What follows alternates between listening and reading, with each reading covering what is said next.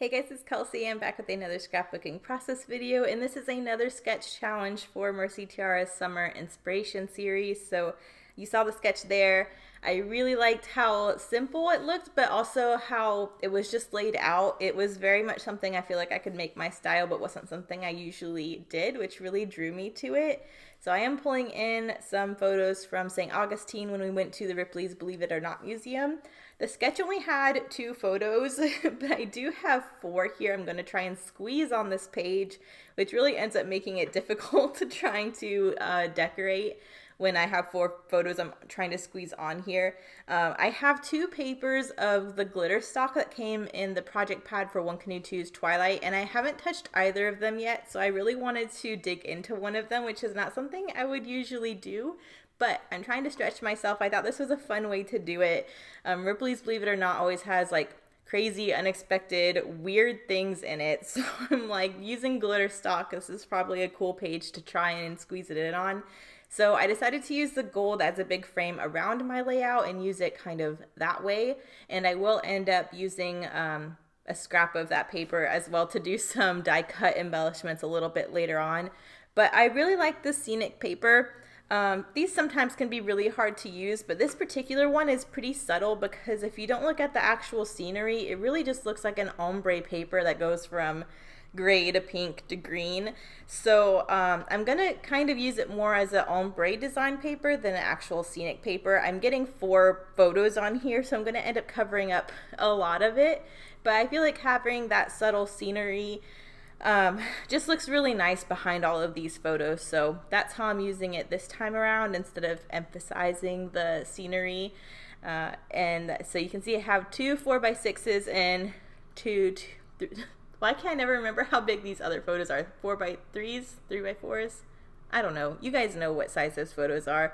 And I'm just layering them up together. So the top photo is Marcus and this little exhibit that has like shrunken heads. It was so creepy. And then because the camera was focusing on him, the actual exhibit was blurred out behind him. So the smaller photo is just a clearer picture of what was in that exhibit so you could see it. And then the photo on the bottom right is a picture of me looking into this exhibit with animals that had all sorts of weird like deformities. There's this cow that has extra legs. There's like a 2-headed lamb and a 2-headed bunny and this rooster that was able to live without its head. It's just Ripley's Believe It or Not, it's really cool, but it's really creepy at the same time. So I didn't want to go into too much detail, but I wanted these kind of weird things to be documented because there were things we got to see while we were there. So the second smaller photo down there with a photo of me is just zoomed up on some of the smaller animals that are hard to see in the 4x6. So that's what I'm documenting. The sketch is pretty simple. You have the photos in opposite corners and then you have banners coming out from either side to anchor it to the top and bottom of the page. So I'm really just trying to use scraps I have to do that. So I have a scrap of this navy paper. I'm trying to cut into 4 separate pieces to make the banners on all 4 sides, and then I'm using this branding strip that has a lot of the colors from the background scenery but also tied in that navy blue I just added. I'm using that to anchor the rest of it as the single strip from the sketch. So you can see I'm just trying to find ways to make that one branding strip branch across all 4 areas again, which I really like doing.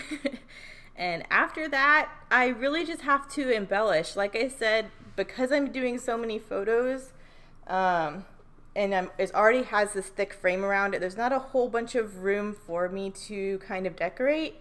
So this was actually pretty challenging. I thought this sketch was going to be super quick and easy because it was so kind of clean and simple, and I really liked the way that aesthetic worked.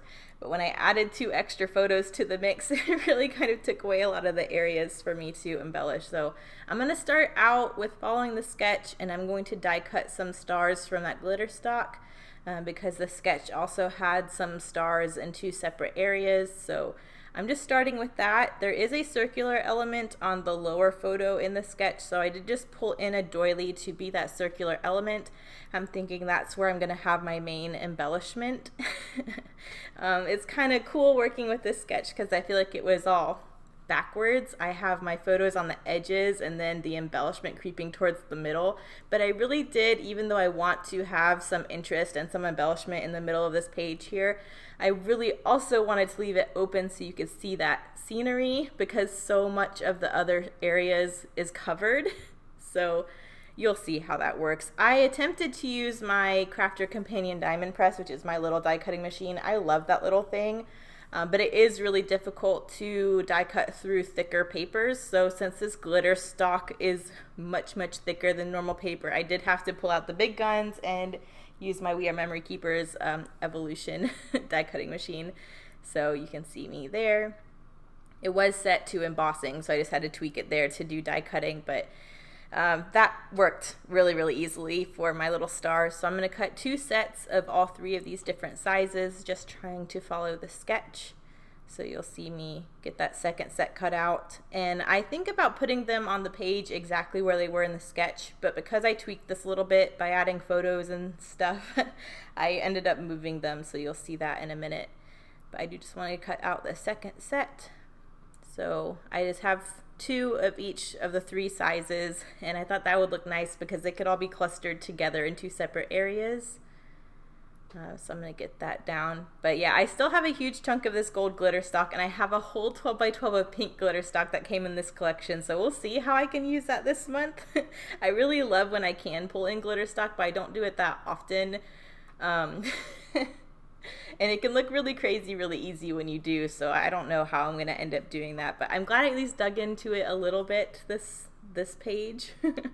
But here's pretty much where the sketch has these stars, but I felt like the stars were too close together, so I'm trying to move them kind of to opposite sides of the pages instead. So you'll see, I'll move the stars. I think that looks a lot better, looks a lot more balanced. And I do like how it looks very symmetrical right now. The symmetry kind of gets changed when I add the whole title and decorative area in the middle of the page. But for right now, I do really appreciate how the banners and the photos and the stars are all kind of mirror image from each other. I did really want to use some more rub-ons because I love the rub-ons in this collection. I thought Remember This would be a nice little title just because it was a very memorable experience seeing all the Ripley's Believe It or Not stuff. So I also thought this shape was a really good shape to tuck in behind this doily. And because the rub-on, it's very noticeable and you can see the background through it, obviously. So I thought it was a nice way to have a title but not cover up the background. And then I really kind of got stuck here. I'm going to go ahead and glue these stars on, but I wasn't quite sure what else to do. So I do turn to the sticker sheet and just pull a few things in from there. But I did kind of get stuck here. I wasn't quite sure how to embellish. I did pull in this big floral sticker, which I think helped a lot. I really like how it hugged the corner of this photo. And then after I did that, I was like, okay, well, I can branch out a little bit to the left here. I have a label from the sticker sheet. And then I'll end up using one more of the rub-ons, this little alarm clock here. I thought that was really cute just because, I don't know, it was just kind of Remember This and then, you know, a little clock. But I thought it was a nice little sentiment, a cool little decorative thing, so I'm going to add that on there too. But that's pretty much the page. This one actually was pretty quick other than me having to get over the stumbling block of having these extra photos and how I was going to decorate.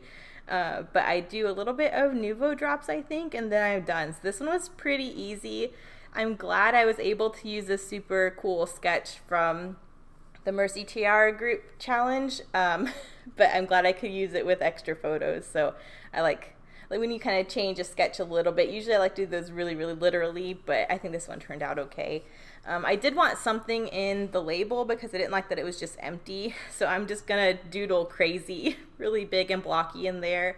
I thought about doing the date, but it really wasn't needed because this is in the middle of our vacation that has the date on a lot of other pages, so I thought it would be more appropriate given the page to just write crazy really big and blocky in there. And then here you can see me adding the Nuvo drops, and here are the close-ups. So thank you guys so much for watching. I will see you in the next one. Bye.